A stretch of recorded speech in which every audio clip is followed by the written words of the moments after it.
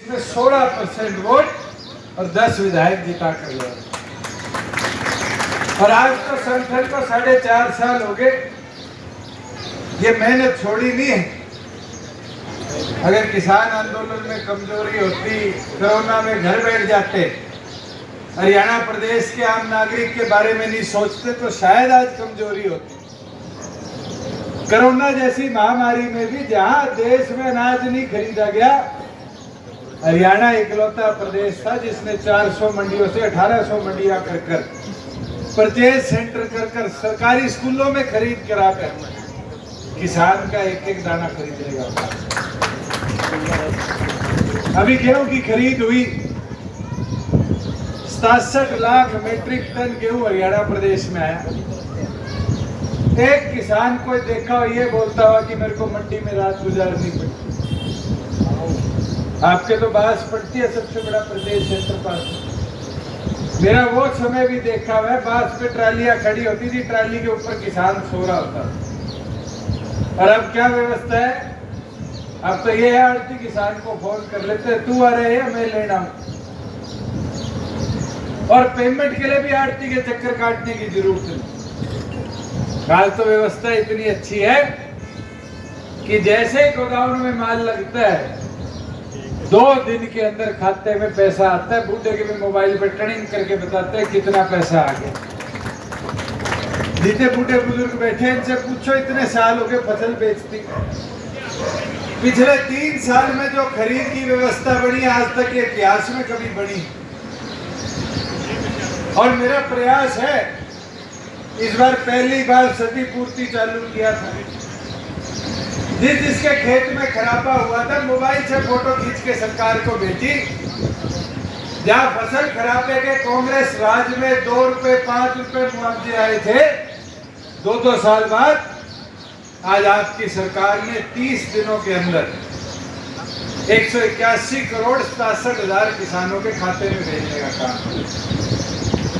बुजुर्गों, ये व्यवस्था बनाने पर और नेक नियत के साथ बनाने पर, कई कहते हैं ये तो पोर्टल से चलने वाली सरकार है। उन लोगों से जवाब तो मांगो। राशन कार्ड गांव में आता था, माताएं बैठी होती थी, सबसे बड़ी मांग होती थी पीला राशन कार्ड बनवा दो। आज सुबह से 8वां गांव है, एक पर्ची आई, उस पर भी परिवार पहचान पत्र में फैमिली की इनकम 1,80,000 से फालतू थी। और गांव में कैंप लगाने के आदेश दे दिए कि कैंप लगाओ गांव में बैठकर उसको दुरुस्त करो। आज जिस परिवार की आय 1,80 से नीचे है, उसको किसी दफ्तर में जाने की जरूरत नहीं, गांव के CHC पे बैठ के वही कंप्यूटर से पीला राशन कार्ड निकाल लेता है। जो बूढ़ा बुजुर्ग 60 साल का होता है, उसकी बुढ़ापा पेंशन के लिए उसको कहीं जाने की जरूरत नहीं। पहले तो मुझे याद है, SDM दफ्तर के 4 चक्कर ना काटे बूढ़ा, उससे पहले तो पेंशन नहीं बढ़ती। आज तो ऑनलाइन इतनी सही सुविधा कर दी कि 2 मिनट में सरकार को बता सकता है। और जैसे ही एज 60 वेरीफाई होती है, 60 साल और 1 महीने में 2750 रुपए उसके खाते में आते हैं। और ये 2 सुविधा नहीं है। जब हम सरकार में आए थे 300 थी, आज 600 सुविधाएं अलग अलग प्रकार की, जिनको सरल पोर्टल के साथ जोड़कर आमजन की सुविधा में देने का काम।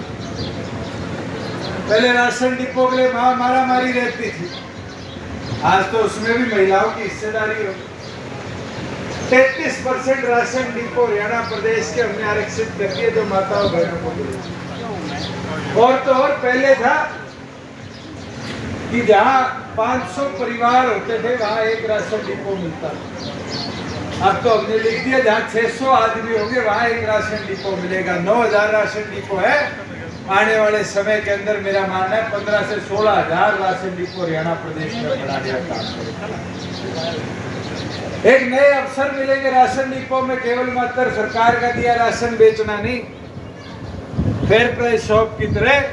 जैसे इस भाई की सामने दुकान है, चिप्स है, कोका कोला है, पेप्सी है, ऐसी व्यवस्था हम राशन डिपो में बनाकर देंगे कि गांव में उस गरीब को भी व्यवस्था के साथ अपना घर चलाने का, रोजगार का संसाधन। साथियों, आज महिलाओं को 50% पंचायत में हिस्सेदारी मिली और मुझे सबसे ज्यादा खुशी है, नैना चौटाला जी का वादा था, शीला बहन जी और सारी घुमा करती थी, चुनरी चौपाल के अंदर पहली चीज कही जाती थी कि 50% हिस्सेदारी मिलेगी। और क्या इस बार के पंचायत के इलेक्शन में नहीं मिली?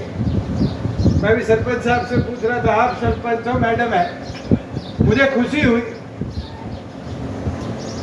कि जहां हमारी माता, हमारी बहन पंचायत की नेतृत्व करने के लिए गांव की तरफ से चुनी गई।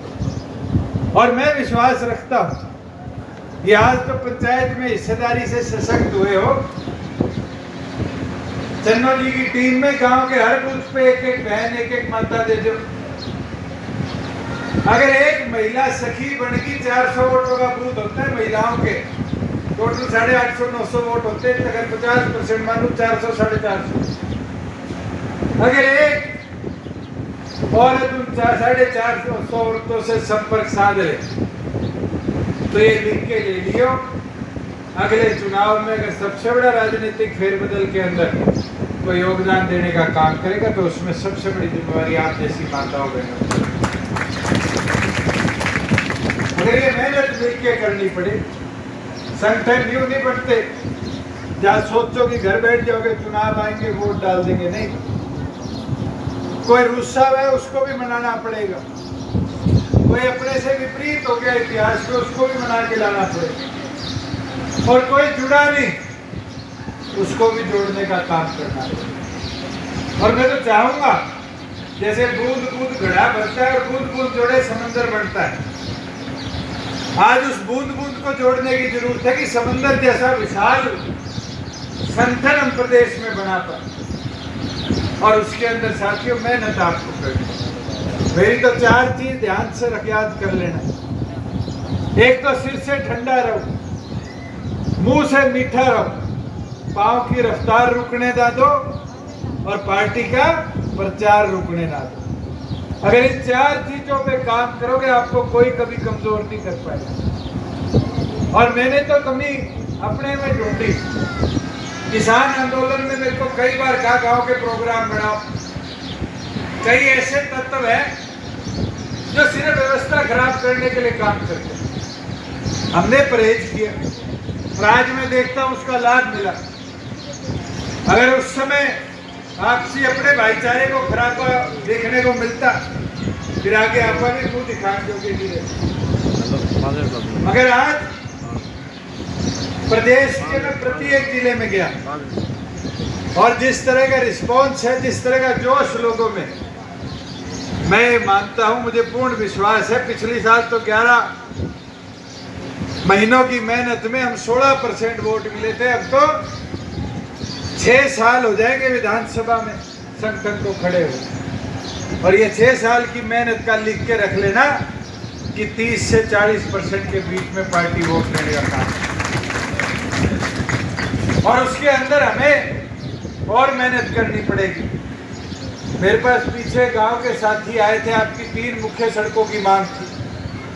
एक तो हासी कुंभा धुराना पेटवाड़ की थी, आज मैं आया हूँ, लगभग 19 करोड़ की लागत से ये सड़क पूरी कंप्लीट हो।